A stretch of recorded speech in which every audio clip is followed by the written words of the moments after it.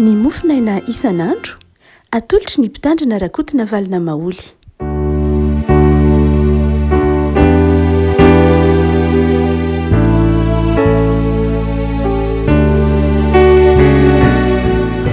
no irabanatsika hatrary sabotsy fa iraika amby roapolo ny volana desambra ity ny mofinainana voalahatra ny sampana sekorilady ho antsika riavako dia ny taratasy ho an'ny filipianina toko faefatra filipianina toko faefatra andiny fafolo ka hatramin'ny fahasivy ambiny folo amin'ny anaran'i Jesoa.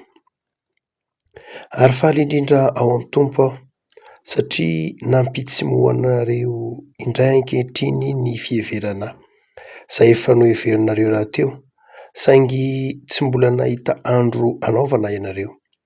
Tsy filan-javatra nefa no anaovako izany fa izaho efa nianatra tsy hiherina na manao ahoana na manao ahoana, mahalala hetra ary mahalala hitombo. Na iza ary na amin'inona dia efa nampianarina ny hovoky sy honoana aho ary hanambe sy alahelo.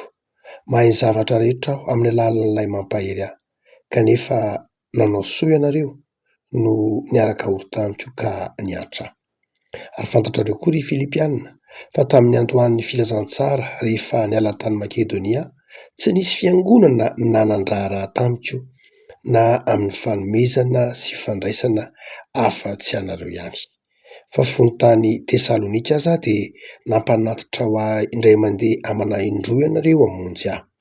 Nefa tsy toy ny mitady ny fanomezana no ilazako izany, fa mitady ny vokatra izay hitombo ho voninahitra aho. Fa manana ny zavatra rehetra aho sady manana ampy aza. Fenao rehefa mandray tamin'ny Epafrodito ilay zavatra nampitondray anareo dia anitra kasitrahana, fanatitra tian'Andriamanitra sady akasitrahany. Fa Andriamanitra ahatanteraka izay rehetra tokony anareo araka ny hareny amin'ny voninahitra ao amin'ny Kristy Jesoa. Ray masonao manao masinana ny fahamarinana no teninao no ho fahamarinana. Amen. Taratasy izay nosoratan'i Paoly ho an'ny Filipianina no mofinaina ho antsika ry havako. Ny taratasy ho an'ny Filipianina moa dia taratasy nosoratana fony tany am-ponja na tany am-pigadrany Paoly na ny Filipianina na ny Kolosianina dia samy nosoratana tany am-pigadrana. Noho izany dia teny mampahery. Nefa koa na dia tao anatin'ny figadrana azy Paoly dia miharihary ny fifaliany amin'Andriamanitra. Ny epistily ho an'ny Filipianina dia epistily ny fifaliana, ny fifalian'ny mpanompon'Andriamanitra na dia ao anatin'ny sarotra ary. Ity rapahany amin'ny toko faefatra ity izay zara-mofinaina ao antsika dia miresaka vola, miresaka fanampiana. Marina loatra fa tsy voateny eo mihitsy ny teny hoe volana indray mandeha ary. Paoly moa hatrany amin'ny Koritianina faharoa, Koritianina voalohany, rehefa miresaka hoe vola dia tsy manonona mihitsy hoe vola izy, fa teny hafa ny ilazany azy, fahasoavana, hareny ny fahasoavana. Ary na dia miresaka vola azy Paoly dia izaho tsy miresaka tsy manonona hoe vola izy fa tononona hoe fahasoavana. Any andiny fahavalo ambin'ny folo izao dia izy manao hoe rehefa nandray tamin'ny Epafrodito ilay zavatra nampitondrainareo aho. Inona moa ilay zavatra? Vola ilay izy. Dia hanitra kasitrahana, fanatitra tian'Andriamanitra. Izany no anoharan'i Paoly ilay vola. Fa inona moa ilay resa-boleto? Resaka fivelomana. Resaka fivelomana amin'ny Filipianina izany Paoly. Mankasitraka ny Filipianina Paoly satria notohanana ny Kristianina tao Filipy ara-bola izy. Tsara ny manamarika fa tamin'ireo fiangonana maro na olon'ny Paoly, na ny Korintiana, na ny Galatiana, na ny Efesiana, na ny Kolosiana, dia tsy nisy na iray aza nandraisan'ny Paoly fivelomana. Niasa hozy Paoly ary ny tanako namelomako ny tenako. Noho izany dia tsy nandray fivelomana tamin'ireo izy, fa ny hany fiangonana nandraisan'ny Paoly fivelomana dia ny Filipianina. Ny Filipianina izay manokana satria ara-tantara dia izy ny fiangonana Eoropeanina voalohany izy no vavahadiny dirany filazantsara tany Makedonia, zany hoe tany Eropa, satria moa atraty misy Azia minora daholo na ny Kolosiana na ny Galatiana na ny Efesiana. Fa i Filipy zany no zaratany voalohany tany Eropa. Tsy de noho zay lafiny ara-jeografia zay loatra, fa noho ny toe-panahy ty fiangona tany Filipy ity, kely fa be fitiavana, kely fa mahafoy. Korinto lehibe fa hitatsika fa mpikorotan-dava, Galatia lehibe fa be fampianaran-diso sy ny sisa rehetra. Inona no ampianarin'ny Paoly mikasika ity hoe fifandraisan'ny mpino tamin'ny Paoly ity momba ny fifanohanana ara-bola. Asehon'ny Paoly voalohany fa ny mpanompon'Andriamanitra dia nataon'Andriamanitra hiankina amin'ny fiangonana ny olom-boantso. Ny olom-boantso tahaka ny Paoly zany dia nataon'ny Tompo mba hiankina amin'ny fiangonana, ho velomin'ny fiangonana. Tsy mora indraindray tahaka ny Paoly, betsaka ny mpanompon'Andriamanitra nahita fianarana ambony tahaka ny Paoly, zanaka olona ambony tahaka ny Paoly, na tahaka izany dia indraindray tsy mety hiankina amin'ny fiangonana, tsy hoe noho ny ampo-po loatra, fa noho ny toe-javatra mihitsy indraindray dia te hanana fahaleovantena, tsy te hiankina dia tsy te hiankina amin'ny fiangonana. Fa Paoly de manazava fa amin'ity takataso ny Filipianina ity fa zava-dehibe mihitsy ny fikarakarany fiangonana ny mpanompon'Andriamanitra. Hoy Paoly hoe mahay ny zavatra rehetra aho amin'ny alalan'ilay mampahery ahy. Inona tiany Paoly tenenina am'le mahay ny zavatra rehetra? Lay mahay aloha io de tsy hoe mahay ara-pahalalana loatra, tsy hoe mahay ny zavatra rehetra omniscient ohatra, tsy le toetran'Andriamanitra mahay ny zavatra rehetra io hoe savoir tsy zay loatra, fa voambolana ampiasain'ny Paoly ao ischio, zany hoe mahazaka ny zavatra rehetra. Ny mpanompon'Andriamanitra de tefehin'Andriamanitra ahazaka ny zavatra rehetra. Tena mpanompon'Andriamanitra dia manana an'izay toe-panahy ahazaka ny zavatra rehetra zay. Inona le hoe mahazaka ny zavatra rehetra? De tenenin'ny Paoly io manao hoe tsy mampanininahy ny hetry mahalala mitombo, naiza misy ahy dia tsy mampanininahy fa nampianarina an'io nona aho, nampianarina an'io voky aho, nampianarina ny anambe aho, ary mahazaka ny malahelo koa. Zany hoe tsy mampaninina ny mpanompon'Andriamanitra ho an'izay olom-boantso marina de mahazaka ny zavatra rehetra zay lalovana izy. Mety mahazaka fahasoavana be izy, mety mahazaka harena be izy ohatra, raha zay ny sitrapon'Andriamanitra ny mpanompon'Andriamanitra. Tsy hoe rehefa manan-karena izy de lasa miavinavina, rehefa omen'Andriamanitra be izy de tsy hoe lasa miavinavina, manambany ny hafa, manao tsinitsinina, tsy zay. Fa ny mpanompon'Andriamanitra de mahazaka an'izany fahasoavana zany, ary ny mpanompon'Andriamanitra koa de mahazaka mety ho fahasahiranana, araka ny tenenin'ny Paoly hoe nampianarina mahazaka manambe ary mahazaka ny malahelo koa. Mahay ny zavatra rehetra ny mpanompon'Andriamanitra, ny dikan'izany mahazaka an'izany izy. Zany hoe tsy rehefa mandalo tsy fisina izy de miala am'lay asa fanompona, tsy rehefa mandalo tsy fampina izy de mandositra n'lay asa fanompona, fa maharitra amin'ny asa fanompona foana izy. Zay le hoe mahay ny zavatra rehetra. Na hoe rehefa tojo voninahitra be na tojo harena be de zao manao tsinitsinina ny asa fanompona, na manary ny asa fanompona, na manao tsinitsinina ny hafa. Fa zay le tenenin'ny Paoly hoe mahay ny zavatra rehetra, zany hoe zakako izay zavatra avelan'Andriamanitra eo amiko, avelan'Andriamanitra hanambe aho, mampiorona amin'ny finoana zany, ampandalovan'Andriamanitra tsy hifisiana, tsy mampiataka amin'ny finoana zany. Dia zay mahatonga an'i Paoly eto milaza amin'ny Filipianina manao hoe fitaovana ihany ange nareo e, Andriamanitra mikarakara saingy zao faly aho Paoly am'izao, am'lay hoe nampitsomoa anareo indray ankehitriny ny fiheveranareo aho. Andininy vavolo, faly aho satria nampitsimohinareo indray ankehitriny ny fiheveranareo aho, zay efa noheverinareo rahateo. Zany hoe faly aho Paoly satria zao nieritreritra momba ny fikarakarana sy ny famelomana anareo, satria efa mby am'lay tsy fahafahana manao zany. Any am-pigadramo Paoly eo de tena ao anatin'lay tsy afa niasa izy zany, tsy tahaka ny tany Korinto na tany Gality afaka niasa izy, fa eto izy de tena mahatsiaro hoe mila tohana, ary akasitrahany Paoly mihitsy izany fanohana ny fiangonana azy zany. Hoy manao hoe ny mpanompon'Andriamanitra dia karakarain'Andriamanitra amin'ny alalan'ny fiangonana. Tokony ataon'ny fiangonana ho zava-dehibe tokoa zany hoe fikarakarana ny mpanompon'Andriamanitra izany. Ary eo Paoly dia tena ataony Paoly, ataon'ny mpanompon'Andriamanitra zava-dehibe koa nefa tokony ho hain'ny mpanompon'Andriamanitra zay mizara ny filazantsara koa ny makasitraka ny fiangonana zay mikarakara sy mamelona azy. Raha manao tompo-maso vetivety momba ny tantaran'ny FJKM manokana dia ny FJKM moa araka ny fantatsika dia fiangonana telo zay zanaky ny misiona telo no nandrafitra azy. Any amin'ny taona 580 ireo misiona telo izay niasa taty amin'ny tapany avaratry Madagasikara, satria moa misiona telo hafa niasa taty amin'ny tapany atsimo Madagasikara, fa ny misiona telo ny misiona anglisy anankiroa, ny London Missionary Society sy ny misiona ny Frenjy de niasa tamin'ny tapany avaratra niaraka tamin'ny misiona protestanta frantsay. Ireo misiona telo reo aty amin'ny taona 580 vokatry ny fitsokan'ny rivotra eran-tany, vokatry ny toe-javatra ara-tantara maro isan-karazany dia nanapa-kevitra hoe alao atambatra ity fiangonana ity. Aleo atambatra ny fiangonana zanaky ny misiona telo tota 580 any amin'ny volana janoary any moa nanomboka lay antsoavo de aty amin'ny volana novambra tanteraka lay fampiombonana tsy mbola fampiombonana fa nisy komite antsoina hoe comité mixte satria nisy vazaha sy malagasy zay namolavola ny fampiraisana ity fiangonana ity, comité mixte zay nadika eo komite mifiraisana teoriana kely.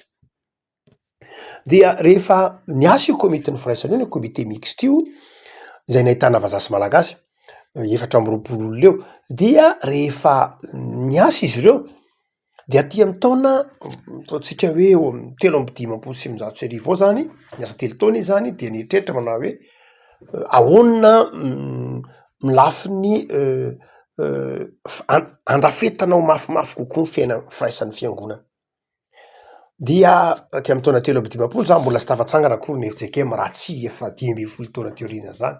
Saingy zao ny raharaha be de zao eo atenatena anomboka amin'ny taona 3 ka hatramin'ny taona 4 satria mivory isam-bolana reo komite reo dia nikatso lay fampiraisana, mikatso tsy tafavoaka iady-hevitra nefa olona 420 no mivory tsy tafavoaka dia naparitaka tany amin'ny fanapa-kevitra mamparitaka tany amin'ny isam-piangonana isaky ny misiona zany MPF, FFMR ny LMS dia nikatso le izy tsy nety le fampiraisana ny fiangonana. Zavatra anankiroa lehibentsina no nampikatso azy. Nampikatso azy de zao ny LMS nydrikina hoe tsy mety aminay tsy mety aminay ty fampiraisana fiangonana ty fa aleo samy manana ny azy any. Raha izao mifandehany tsy mety amin'ny LMS io. De nahoana no tsy mety amin'ny LMS io? Tsy mety amin'ny LMS io satria zao foananareo ny fahefan'ny mpandray. Aminay LMS de zao tsy maintsy ny fahefan'ny mpandray fanasan'ny tompony faratapony ao anatin'ny fiangonana. Raha vao tsy ny amma LMS ny LMS, amma congrégationaliste ny congrégationaliste zao tsy maintsy ny fahefan'ny mpandray ny faratapony. Zay vao manaiky firaisana. Tsy zatra an'izay ny MPF tsy zay. Dia ho an'ny MPF na hoe tsy mety aminay koa ty fampiraisana ity fa aminay de zao tsy mety aminay koa ataon'ny LMS fa aminay de zao tsy maintsy misy ny antsoina hoe caisse centrale. Ara-bola io zany. Hoe tokony hisy vola iombonana hanatanterahana asa iraisana zay tsy nahazatra ny LMS. Nandeha niady-hevitra dia nifandefitra teny any moa zany satria nisy antony nampisaraka de eny ara inona ary ny antony be de be ny antony nampisaraka fa zao ara aleo ary le roro tazonindreo ekena no hoe ny fahefan'ny mpandray fanasan'ny tompo no atao faratapony ao anatin'ny fiangonana zay aorina satria nalefa tsikelikely ny fandinihana fampiraisana ny fiangonana. Ary ny faharoa de zao ekena ary ny ananganana ny antsoina hoe caisse centrale. Saingy rehefa teraka ny FJKM aty amin'ny taona 8 de teraka tsy nisy an'ilay caisse centrale. Inona tsy napety le caisse centrale? Le fivelomana satria miresaka an'izany tsika eto. Ny antony de zao teraka tsy nisy caisse centrale satria ny LMS de nanao hatramin'ny farany hoe ny fiangonana nenay aminay LMS zay efa teraka moa ny FKM tamin'izay fotoana zay, fiangonana Kristy eto Madagasikara zay zanaky ny LMS. Dia ho anay FKM dia ny mpitandrina de velomin'ny fiangonana tsirairay zay asany. Ny mpitandrina dia iantohan'ny fiangonana tsirairay zay asany. Izy no mamelona azy. Nisam-pitandremana nisam-piangonana no mamelona ny mpiasa ao aminy zay hoan'ny mpiangonao no hoany dia izay zay ataon'ny mpiangonao no iainan'ny mpiangona ny mahafantatra zay mahasoa sy zay mety aminy zay aminay LMS. Ho any MPF tsy de zay loatra satria ny MPF tamin'ny ankapobeny nitondra fiangonana tany ambanivohitra dia ny French sy ny LMS ho nitovy fomba fijery. Ho an'ny MPF dia antsy nanaiky an'io izy mane sarotra be zany fa tokony hitovitovy ny tokony nisy kitapo lehibe anankiray zay ao no andraisana ny karamany sy ny fiveloman'ny mpiasa rehetra ao anatin'ny fiangonana MPF. Tsy nanaiky an'io ny LMS, tsy nety tamin'ny LMS io. Ny antony dia ny teolojia ny LMS de tsotra be. Tsy hoe tsy ara-tsoatra masina fa tena ara-tsoatra masina mihitsy manao hoe zay mitory ny filazantsara de velomin'ny filazantsara. Saingy zao izy amin'ny LMS de matanjaka be ny antsoiny hoe fiangonana amin'ny toerana anankiray église locale. Noho izany de zao raha eto amin'ity toerana ity le pastera ny miasa de eo amin'ny fiangonana io zany mamelona azy, io no mikarakara azy eo. Matoa misy olona velona eo de zao miara-belona amin'io koa pastera. Zay ny LMS. Noho izany dia tsy azo ampitoviana mihitsy tsy ny eken'ny LMS mihitsy ny ampitovy fivelomana na ampitovy karaman'ny pastera amina fiangonana samihafa. Hoy ny LMS hoe samihafa, rehefa samihafa ilay fiangonana de samihafa koa zany ny fivelomana, samihafa arakaraka an'izay zavatra misy eo amin'ny toerana eo. Ho an'ny MPF zay zatra amin'ny presbyteriana synodaly dinanao hoe aleo hitovitovy ny fivelomana, aoka samy mandrotsaka ao anatin'io kitapo be ho daholo ny rehetra de rehefa aveo zarahina mitovy arakaraka ny toe-javatra. Dia izay any MPF zay tsy diso loatra ny toetran'ny MPF dia tsy raikitra moa zay ty amin'ny taona 1997 fa raikitra fotsiny hoe alao anasiana kitapo antsoiny hoe caisse centrale izay akatsika zay karazan-drazana cotisation andoavatsika ny fiveloman'ireo foibe vitsivitsy sy ireo olona vitsivitsy fa aleo samy ikarakara ny azy any ny isam-pitandremana ny isam-piangonana samy amelona ny mpiasany any. Aty amin'ny taona 1977 vao nanomboka niovy io vokatry ny synoda lehibe any Mahajanga 2020 sy ny synoda lehibe n'Antananarivo 2020 no hoe tsisy hevitra intsony fa aleo atsangana ny kitapo-iombonana. Zay natosika mafy n'ireo vokatry ny tosika mafy n'ireo ataontsika hoe mpitandrina zanaky ny MPF. Mpitandrina zanaky ny MPF zany somary nanosika mafy mihitsy ny itsanganany antsoina hoe kitapo-iombonana ty amin'ny taona 2070 tahaka ny pasteur Rakotondray Richard zay efa nandao antsika taona vitsivitsy lasa zay zay nanosika mafy mihitsy ny joroany ny kitapo-iombonana ry pasteur Daniel Ralibert zay samy zanaky ny MPF avokoa satria ny MPF no miady mafy ry pasteur Daniel Ralibert, ry pasteur Rakotondray Johnson, ry pasteur Fety Michel zany dia isan'ny nanosika mafy pasteur Andriamanjatso Richard zay tsy tao anatin'ny MPF loatra fa marina fa taty anatin'ny LMS saingy ny fiangonana etiny moa faraparany taty Ambotately fa saingy pasteur Andriamanjato no nasaina nandresy lahatra satria havanana amin'ny fandresen-dahatra pasteur Andriamanjato tamin'izany fotoana zany no hoe eo anatrehan'ny synoda no hoe synoda ty amin'ny taona 2070 zany no hoe reseo lahatra ny olona eto Antananarivo mba hanaiky ny kitapo-iombonana. Zany hoe hanaiky anisy hanao an'ilay kitapo lehibe anankiray de samy mandrotsaka daholo ny fiangonana rehetra de atao zara mitovy. Dia natao ny fandaminana. Dia mazava ho azy ny LMS zay zatra n'ilay hoe tsy diso akory ny LMS mazava ho azy le hoe aleo tena ny fiangonana, aleo tsy ny fiveloman'ny fiangonana Riananina no ibaiko ny fiveloman'ny fiangonana Tiananina fa aleo samy fantatry ny mpiangona ihany zay tokony atao amin'ny mpitandrina, tsy adala izy akory, fantany ny tokony atao aminy, aleo zany tsy hitovy, aleo samy manana zay mampety azy. Zay na zatra ny LMS fa tsy mora ny fifandresen-dahatra, tsy mora satria zavatra sasana teolojia samy hafa mihitsy na de samy ara-tsoatra masina reo. Dia ny toy ny tantara moa fantatsika dia tsy niterena ara ny fiangonana hoe iza ary ny fiangonana iditra ao anatiny antsoiny hoe kitapo-iombonana. Lany soamantsara ny fananganana ny kitapo-iombonana nanomboka ny taona 470, 570 dia nahita fanampiana ny FJKM avy amin'ilay fikambanana antsoiny hoe Pain pour le monde. Pain pour le monde zany dia fikambanana tany Allemagne izay namatsy vola be de be eo an'ny FJKM tamin'ny fotoanandro. De tao anatin'izany ny kitampiombonana. Io kitampiombonana io zany dia io kitampiombonana io dia satria mila fond de caisse zany. Hoe andao ara lany soamantsara zany atao lay kitampiombonana dia nisy fiangonana tsy hotonon-keto fa maromaro izy ny hoe zay tsy mety aminay kitampiombonana io fa zay tsy hiditra fa nisy kosa niditra ary iza ny betsaka niditra ny tany ambanivohitra. Izy tam'izany fotoana zany tsy niterena mihitsy tsy ny fiandohan'ny kitampiombonana nanapa-kevitra na ny synota hoe atsangana ny kitampiombonana tsy antery mihitsy fa nalalaka hoe iza ary ny te hiditra de mazava ho azy maro ny niditra fa betsaka koa ny tsy niditra tany am-poalohany fa ny andro hoe andro asa aloha jerena fa manahirana zany sao de androtsaka vola kanefa le vola ho lasany ambanivohitra na ny antony maro samy hafa.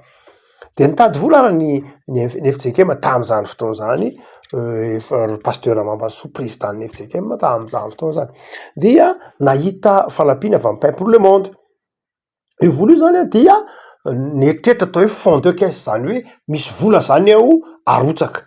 Zany hoe raha manomboka janvier izy enina amby fitopolo sy sivinjato sy arivo manomboka ny fandraisana ny kitampiombonana dia tsy avy hatrany akory de any ambanivohitra de avy mandrotsaka de tonga de mifanaray izy mety any amin'ny février izy vao marotsaka, mars izy vao marotsaka, septembre izy vao marotsaka nefa ny janvier le mpiasa ao aminy de efa mandray vola no zany de nila vola na nila fond de roulement zany na nandrinana ny kitampiombonana io.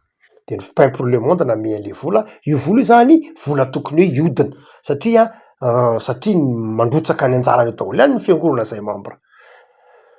Napalahelo de zao lany le fond de roulement lany le fond de roulement fa be de be reo fiangonana zay naka vola tao anatin'ilay kitampiombonana fa tsy nandrotsaka didy satria samy nieritreritra manao hoe io le efa niteny na iny LMS manao hoe za efa miteny aminao fa sarotra nge io e satria ny olona rehefa miteny hoe kitampiombonana de zao ny aka ao ny ataony fa tsy mitaiza ny fiangonana handrotsaka didy izy akory. Lany le vola, lany le fond de roulement nomeny ny Pain pour le monde nanomboka nikatsa ny kitampiombonana aty amin'ny taona 7 amby 70 valo amby 70 de efa azo lazaina hoe niova lay fenitra lasa fa tsy araka ny neritreretina azy tsony le kitampiombonana dia natonga ny hoe alao ara zany kajiana ka ahoana ny fomba ikajiana azy aleo atao arakaraka nisa mpanray fanazahany ny tompo de aleo tena atao adidy mihitsy de tena entitra nataony statistika de ny mampalahelo tam'izany fotoana zany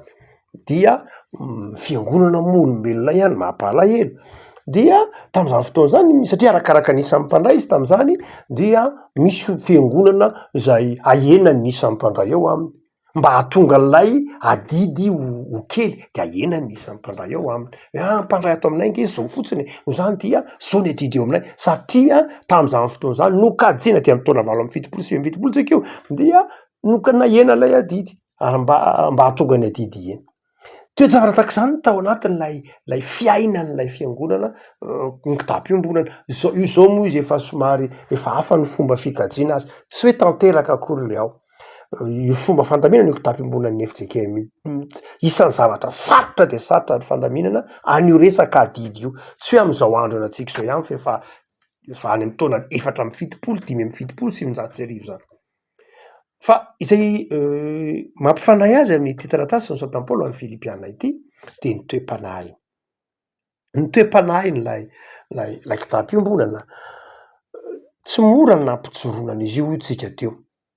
Fa ny foto-kevin-dehibe de ny hoe zava-dehibe ny ahatsapan'ny fiangonana fa mila mamelona ny mpitandrina ao aminy izy, mila mamelona ny mpiasa ao aminy izy ary izy izay itoriana ny filazantsara no miahy ny mpiasa rehetra ao aminy. Am'izany taona 4 amby fitopolo sy sivinjato sy arivo zany ny fiangonana FJKM irery ny fiangonana nahazaka namelona ny mpiasa rehetra tao aminy ary mandrakitiny an'io ny mpitandrina FJKM eo amin'ny 500 sy 200 sy 2 arivo any amin'ny 300 sy 2 arivo any ny mpitandrina FJKM aperinasa fa ny 300 sy 2 arivo mpitandrina FJKM dia ny fiangonana FJKM avokoa manome ny fivelomany. ny fiveloma mpiasa rehetra atao anatin'ny FJKM, na ny mpitandrina io na ny mpampianatra. Sekoly anatin'ny sekoly FJKM 700 eo anisan'ny sekoly FJKM, misy tale misy mpampianatra matianina ao anatin'ny fiangonana FJKM misy 500 sy 200 efa any amin'ny 300 sy 200 ano any izao, ary amin'ny taona ambony io zay amin'ny taona 500 sy 200 io iampy 200 ny mpitandrina FJKM. Zany hoe ho tafakatra any amin'ny 500 sy 200 ano any ny isan'ny mpitandrina FJKM. Dia ireo rehetr'ireo de tsy misy tsy miankina na amin'iza ny fivelomany na ny fikarakarana azy afa-tsy amin'ny fiangonana ihany. Tsy misy fanampiana avy any velany na $1 aza amin'ny fikarakarana ny fivelomany, fonctionnement an'ny FJKM amin'ny ankapobeny, ary reharehan'ny FJKM zany ao amin'ny tompo. Ny fampandehanan-draharaha rehetra anatin'ny FJKM dia ny fiangonana ny rakitry ny mpiangona, ny adidin'ny mpandray, reny voka-dehibe, fetin'ny taranaka, reny rehetra reny mampandeha ny fiangonana FJKM mihoatra ny 5,000 manerana ny Madagasikara. Mihoatra ny 5,000 ny isan'ny fiangonana ny FJKM manerana ny Madagasikara. Zany fiangonana 5,000 zany tsy voatery trano ngeza be ohatran'ny katedraly Analakely na ohatran'ny fiangonana Sotro Fitiavana, fa misy kely, mety misy raha trano falafa, fa izao fiangonana io tsika, ny mahafiangonana amintsika tsinona tsy matériel, tsy ny vatan-trano fa le communauté, de 5,000 efa ray alina mahery akoatra ny vondron'olona miara-mivavaka. De misy mpiasa izay 3,000 akoatra ny katekista 500 sy 2,000 ano an'izany. Tsy miankina amin'ny any velany io, fa ny fiangonana io rakitra adidin'ny mpandray io voka-dehibe ataony ambanivohitra io fetin'ny taranaka ataony ambanivohitra io no ampandehanana marina. Fa misy ny hoe hofa-trano zay atao eriseri, misy reny karazana roam-bola mahatry reny, fa tsy de tena reny akory ny mamelona ny mampampandeha ireo fitandremana be dehibe ireo, fa lasany amin'ny asiombonana izy reny indraindray, fa ny ankabeazany lasany fikarakarana ny asiombonana. Fa ny fiveloman'ny mpitandrina amin'ny ankapobeny de izao mbola ny fitiavan'ny olona tahak'izao nataon'ny fiangonana tamin'ny Filipy izao. Zava-dehibe zany riavako malala, izany tsy fiankinan-doha zany, izany ampopon'ny FJKM hoe zahay ny mamelona ny mpiasa ao aminay, tsy avelanay nona ny mpitandrina ao aminay, tsy avelanay nona ny talen-tsekoly ao aminay, tsy avelanay nona ny mpampianatra ao aminay, raha ny voky zahay de voky reo, nony zahay de nony reo. Zany hoe le toe-panahy araka ty taratasy ho an'ny Filipianina ity no niainan'ny FJKM mandrakity. Ary eto am-pamakarana fambolana nampiasain'ny Paoly toy izy manao hoe amin'ny andininy fa 5:10 de hoy izy: tsy nisy fiangonana nanan-draharaha tamiko amin'ny fanomezana sy ny fandraisana afa-tsinareo. Lay fambolana nampiasain'ny Paoly dosis sy lay hoe lepsis, zany hoe inona ny dikan'io? Fambolana nampiasain'ny Paoly zany de zao manao hoe ianareo tany Filipy no nanome ahy ny vola niditra tamiko ary nanome amiko ny vola mivoaka tamiko. Zany hoe lay hoe dosis dia mazava ho azy don, fanomezana, donné amin'ny teny frantsay, lay mena, lay lepsis kosa dia tsy maninona azo atao hoe lepsis, azo atao hoe recette, azo atao hoe vola mivoaka koa. Dia Paoly zany de miteny manao hoe tsy nisy fiangonana mihitsy hafa, tsy nisy olona hafa ny raharaha hafa zao, nareo no ny raharaha, nareo no ny karakarany. Dikan'izany de tsotra, ny fiveloman'ny mpitandrina, fiveloman'ny evanjelista, ny fiveloman'ny mpampianatra de zao dia tena nomena dosis, zany hoe zavatra nomena izay rehetra vola mivoaka sy miditra mivezivezy zany ao anatin'ny fiainan'ny mpanompon'Andriamanitra de tokony zay omen'ny fiangonana. Io anton'io no nahatonga ny FJKM mananao anteny manao hoe matianina amin'ny asany ny mpitandrina.